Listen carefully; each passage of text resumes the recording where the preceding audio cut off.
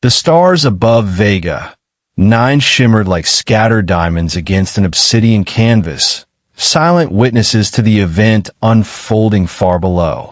On the surface of the jungle moon Xaros, where the canopy clawed at the sky and shadows moved with intention, a conflict stirred that no one, not even the Dominion, had anticipated. The first Dominion landing had been routine. A science team, followed by light infantry and resource extractors. The jungle was mapped in hexagonal sectors. The soil samples showed mineral traces of strategic value. The native wildlife posed minimal risk. The entire operation was meant to be over in 4 months. It took 8 days for the first patrol to vanish. Lieutenant Commander Call had dismissed the reports as navigational error, perhaps a malfunction in the squad's terrain tracking module. But when the second patrol disappeared 2 clicks from the extraction site, leaving behind scorched earth and scattered weapon fragments, the tone of the mission shifted. By the 13th day, the Dominion had lost over 60 personnel.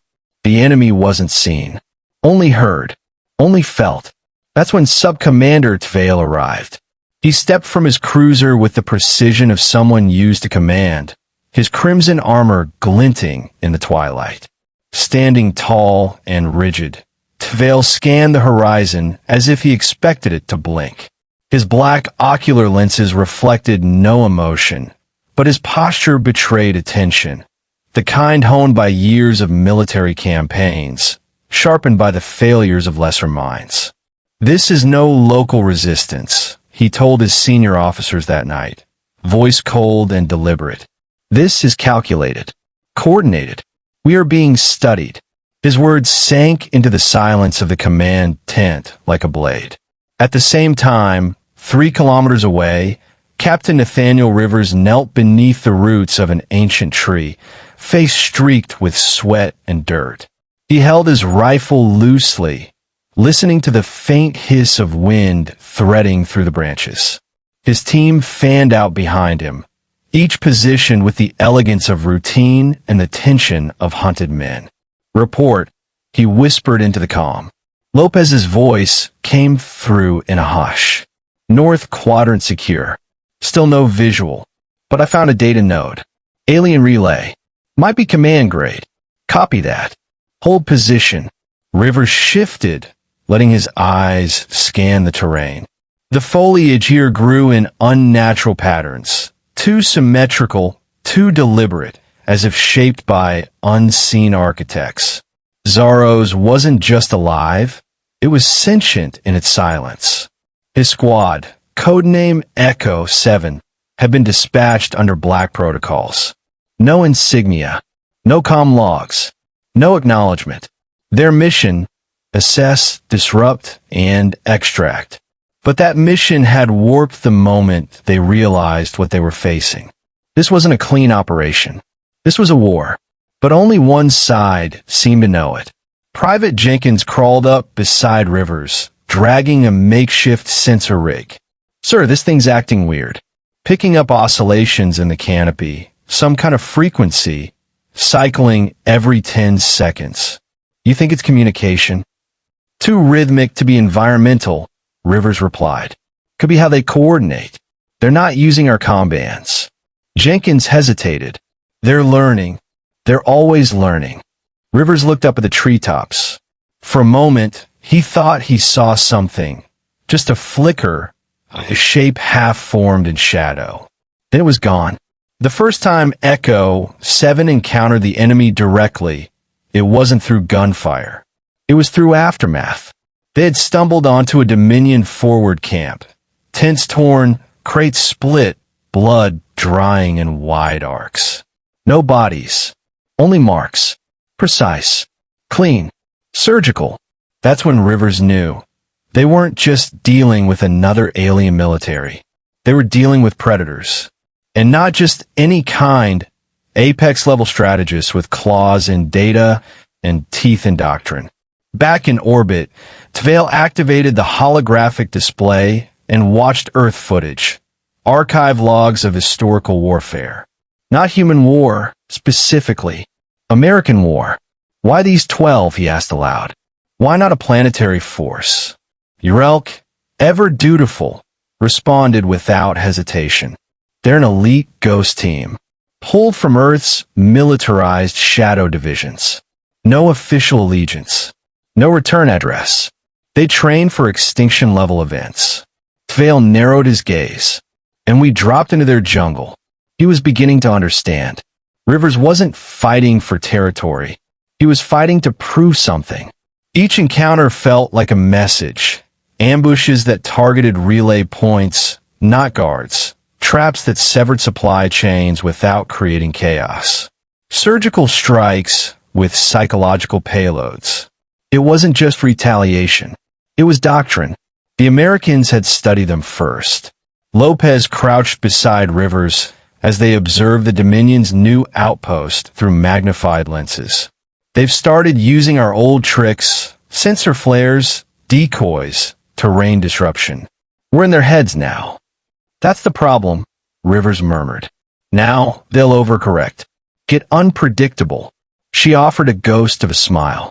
So we let them think they're adapting. The next strike was bait. Echo, 7 left behind false trails, encrypted chatter with fabricated locations, even dummy corpses wearing their stolen armor. The Dominion bit hard, sent a full platoon to the wrong canyon.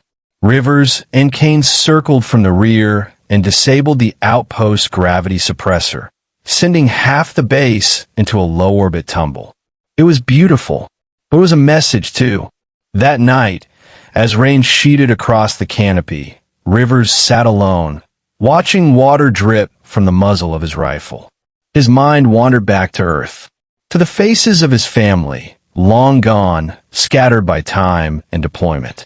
He wondered if they would understand what he'd become. Lopez joined him, silent for a long while. You think they'll escalate? She asked finally. They will. They have to. Pride won't let them pull back. Then we bleed them dry. He shook his head. No. We make them remember. She raised an eyebrow. Remember what? He looked into the trees, black shapes against darker night.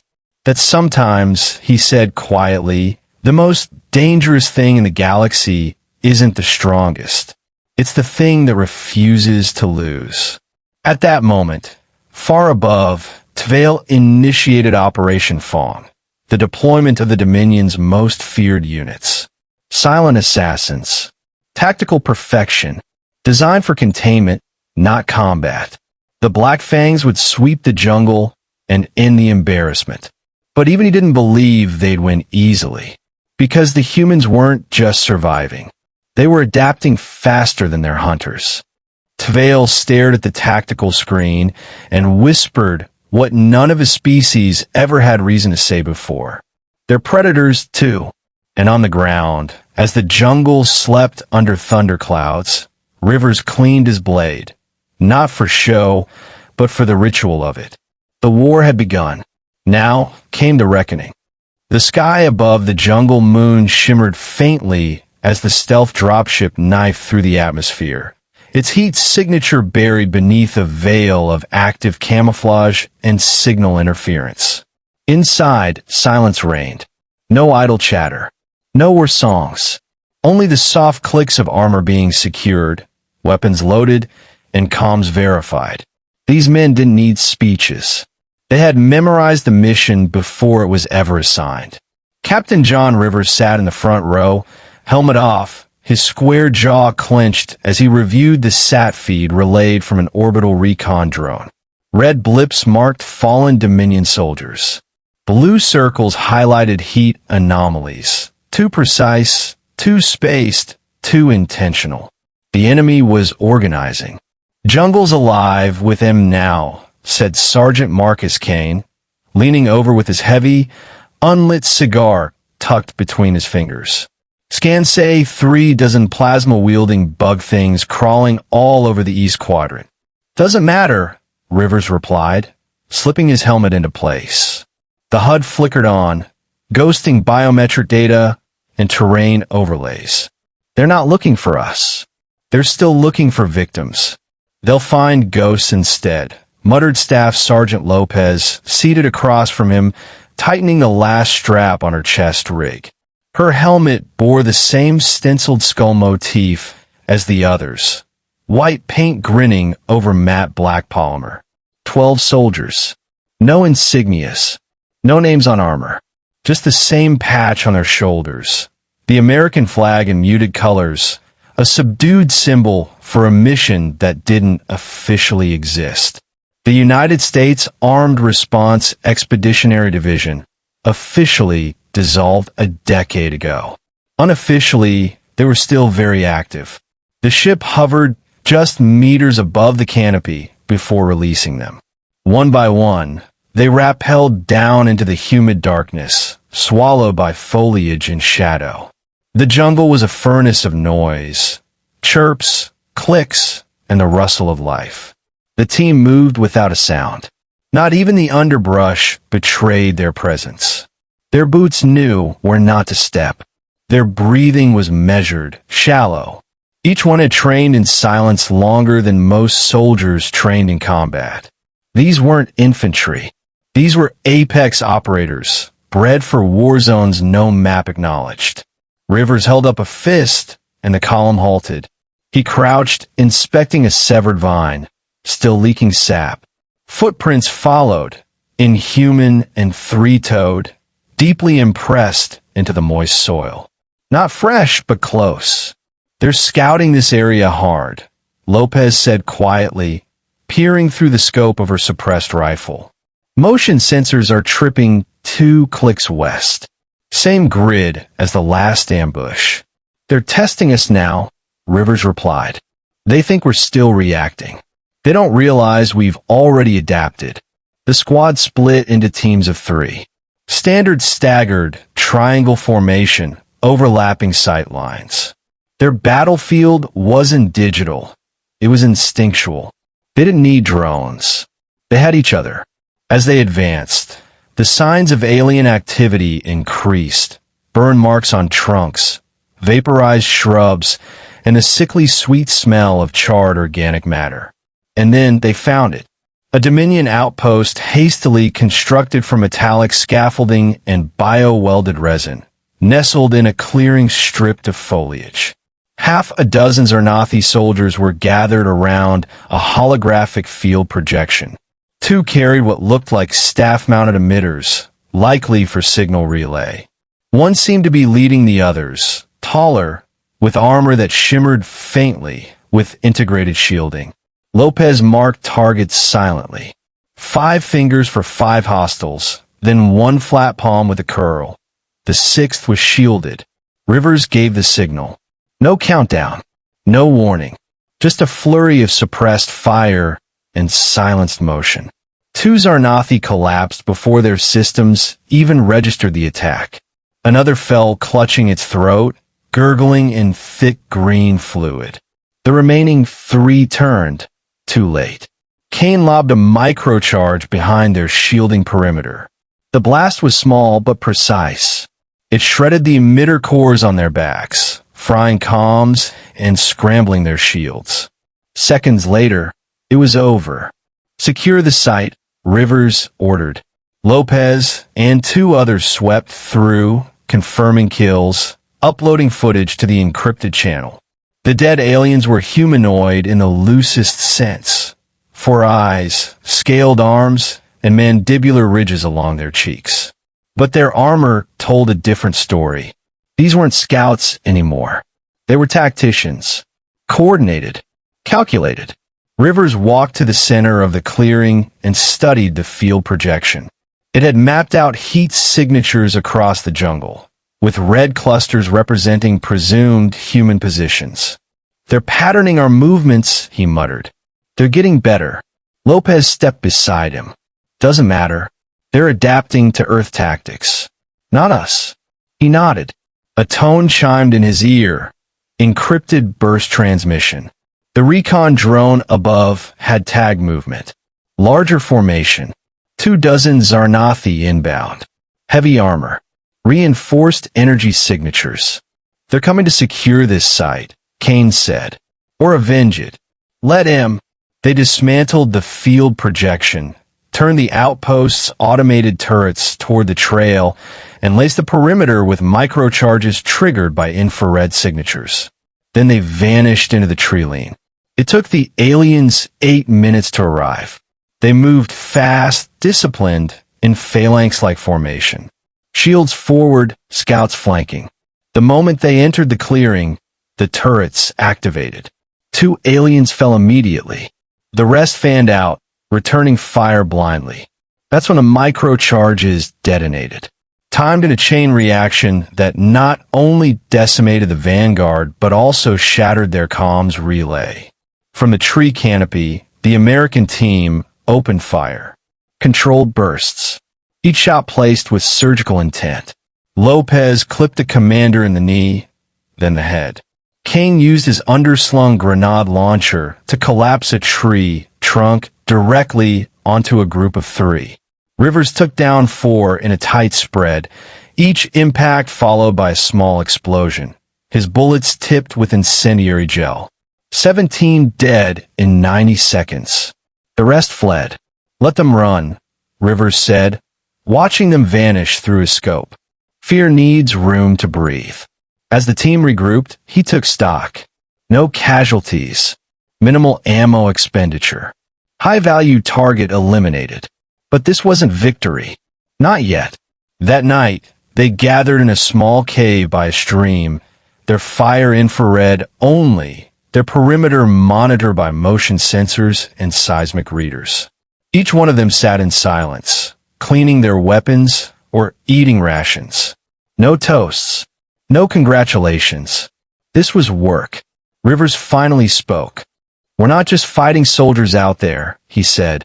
We're fighting perception. To them, we're a variable that needs to change. What do we become then? Lopez asked, not mockingly, but with quiet resolve. Constants, he said. Unavoidable. Unbeatable. They need to believe this jungle doesn't belong to them. And when they do, he looked out into the night, where the glow of alien plasma had already faded from the trees. Then we become the reason they never set foot on Earth again. None of them responded. They didn't need to. The jungle pulsed quietly, alive with insects and distant howls. Somewhere, the Dominion was regrouping, strategizing, but the Americans were already 10 moves ahead, and every step the aliens took brought them closer to the trap. They weren't fighting a war. They were conducting an education. Aboard the Zarnathi command vessel Valtheron, the air tasted of ozone and urgency.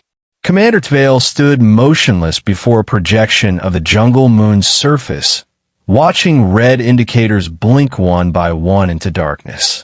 Another patrol lost. Another tactical outpost overrun. Each dot was a casualty and a question. What were these humans? He had underestimated them once. Now, the Dominion's orbital presence had grown into a full-scale occupation protocol. 3 capital ships, 2 drop cruisers, and a legion of infantry encamped across the southern hemisphere. The jungle moon, once cataloged as a minor scientific curiosity, had become a proving ground for survival. Tvale's second-in-command, Subcommander Urelk, approached without preamble. We've isolated the pattern. The human unit operates in 12-member cells, striking at supply routes and relay points. Their tactics reflect long-cycle asymmetrical warfare models, adapted for terrain, limited technology, and maximum psychological disruption. Tvale narrowed his eyes. So they fight like ghosts, but kill like strategists. Urelk hesitated. They're not just killing. They're studying us. Targeting leadership, communication, logistics. The last assault was deliberately timed between our watch shifts. They are not savages, Tvale said quietly. They are predators with purpose. The silence in the command center thickened as everyone absorbed those words. In Zarnathi doctrine, predators were to be understood and outmaneuvered. But what if the prey had evolved beyond the hunt? Deploy the Black Fangs, he said finally. Relk's brow ridges lifted in surprise. The Apex kill squads. That's an escalation. They're already at war with us. Tvale snapped. We've landed thousands of soldiers, and yet they make us bleed with 12. I will not lose face before the council. If this moon must burn, let it be as a warning to every other would-be resistance. Below, the jungle thickened under the weight of gathering death. Meanwhile, Captain Rivers knelt in a shallow trench carved by erosion and time, his hand pressed to the dirt.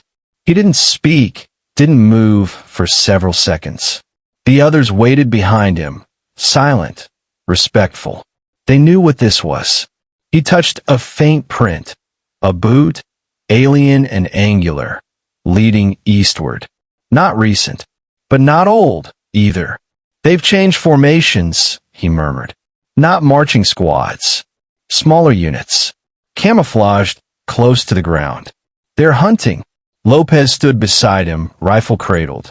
Hunting us. Maybe. Or maybe trying to figure out why they're losing soldiers to 12 Americans in a jungle they thought they owned. The squad had been rotating locations every 8 hours. They'd burned the last outpost after rigging it with a false intel cache. Bait for whatever the Dominion sent next. Ken had planted it himself. A data stick encoded with what looked like squad comms logs, supply drops, even emergency evac points. All fake. All designed to draw in their best trackers. It had worked, but now the board had shifted. Rivers rose to his feet and gestured forward. We move north. Next canyon ridge. Higher elevation. Better sight lines. They marched in silence. No birds sang here anymore. The jungle had learned, too. 2 kilometers on, Private Jenkins stopped mid-step. A faint glint had caught his eye, just a shimmer, low to the roots. He gestured, dropping to his knees. Lopez moved beside him and peered closer. A trip sensor recessed behind false bark. Not human. Clever, she whispered. Didn't trip any of our scans. Rivers examined it, then looked around. No movement. No signs. But he knew what this was. Perimeter trap. They're not following us. They're surrounding. He turned to Kane. How long to loop wide?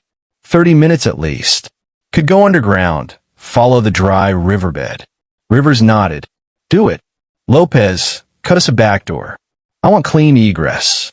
And start broadcasting the decoy distress signal. They moved quickly. They had to.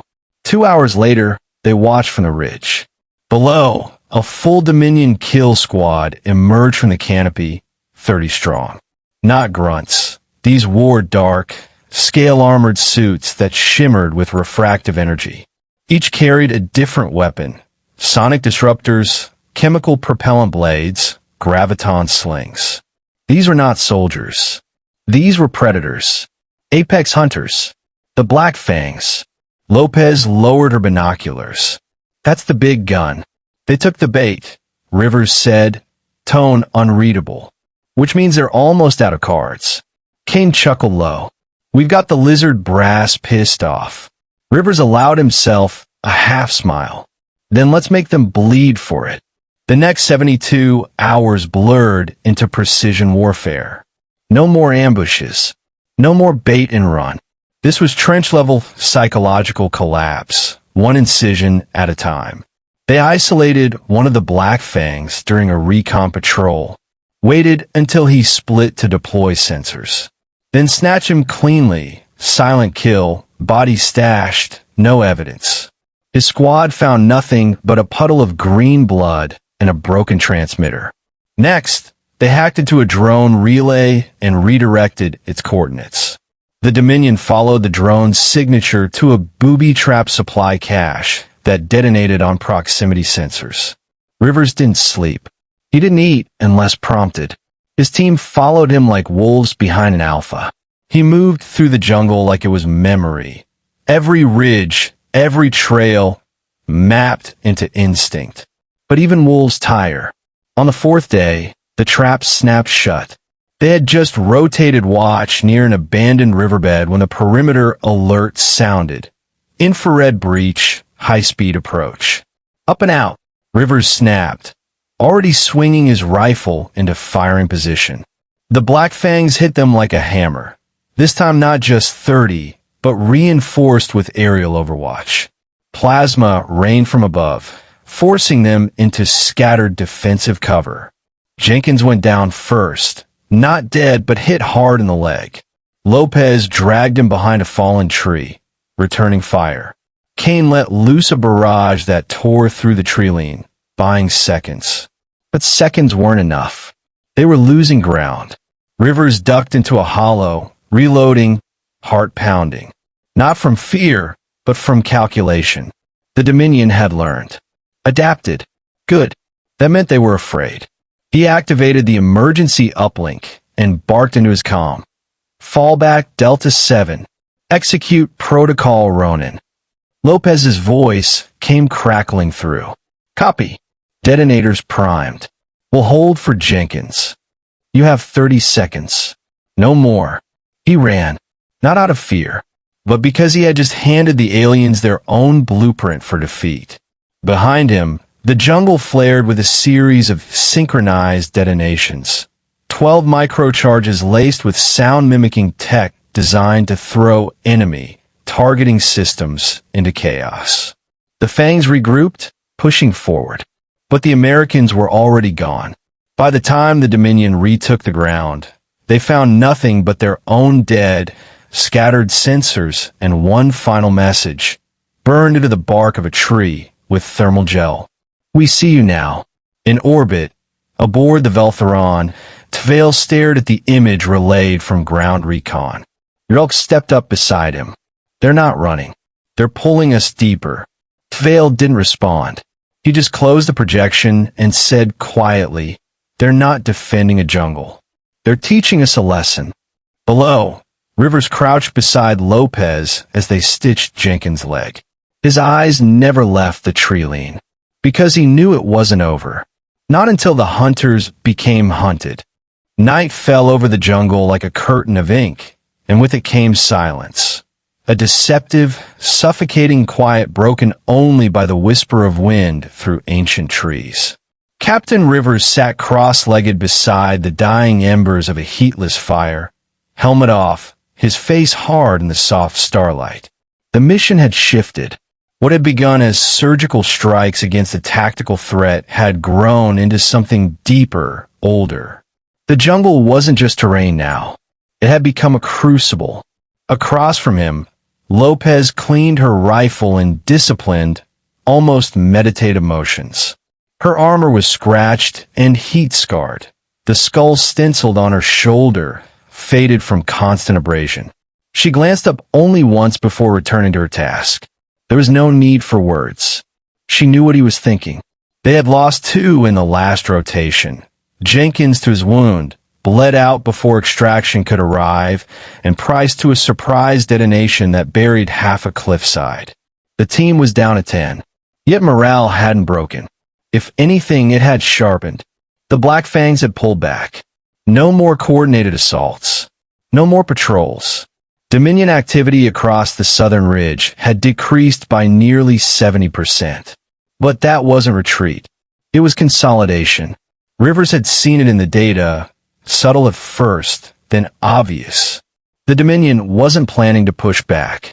They were waiting, letting the jungle bleed them both, preparing something bigger, something final. A drone whirred quietly in the trees above. American-made, camouflaged, and linked directly to Lopez's tablet.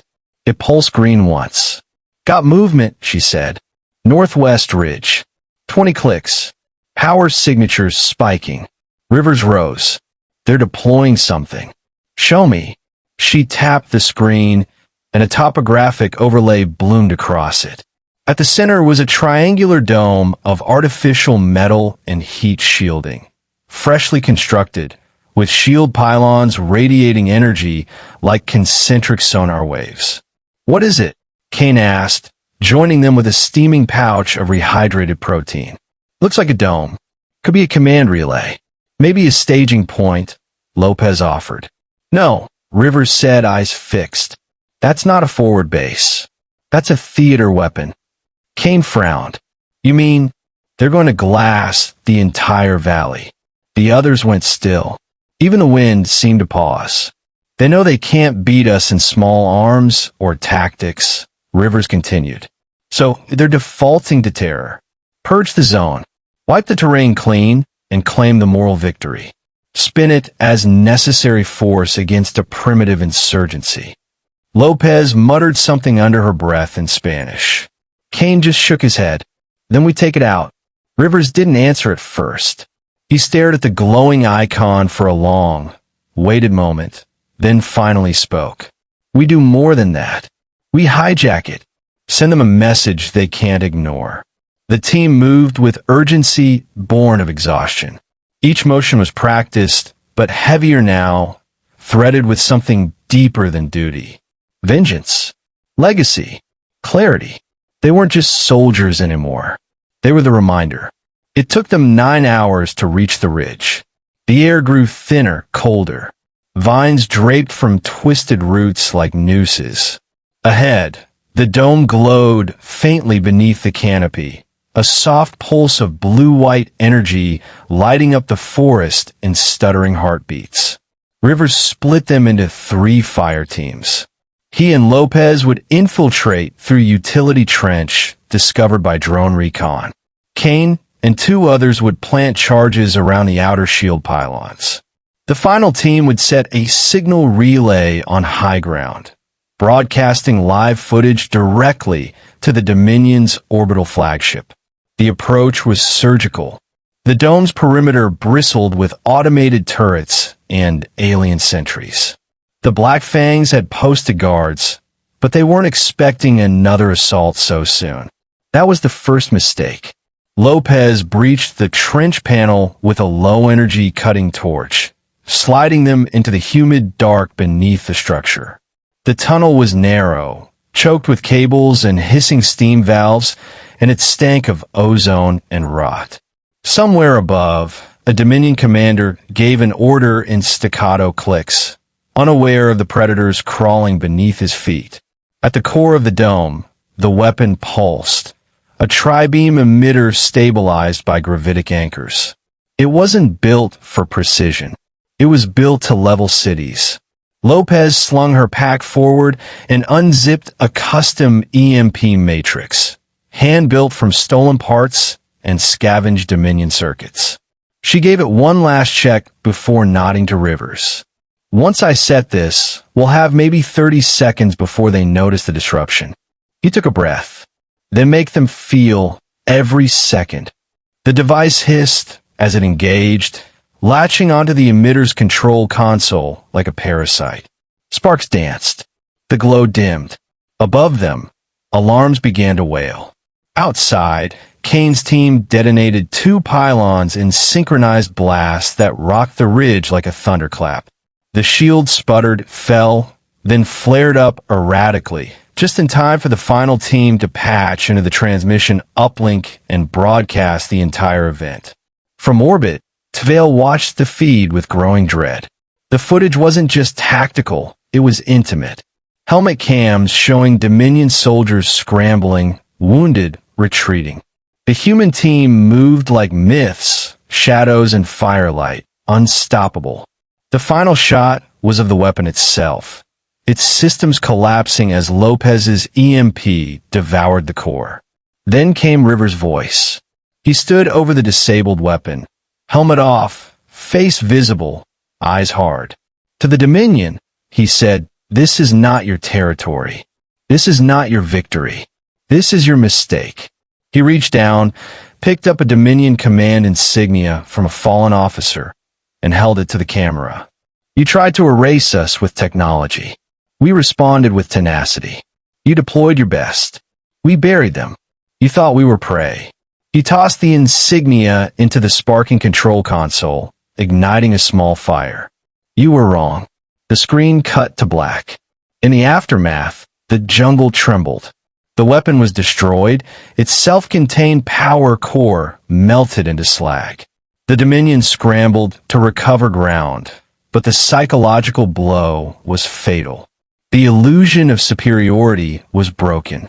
In the days that followed, satellite feeds recorded the gradual withdrawal of Dominion forces. Drop cruisers abandoned forward positions. Command ships moved from low orbit to higher, more defensive alignments. The war hadn't ended, but its tide had turned. Back at the extraction zone, Rivers stood with Lopez as the VTOL descended through the clouds. The squad was smaller now. Fewer faces, but sharper eyes. "You think they'll come back?" she asked as the wind kicked up dust and leaves. "They always come back," he replied.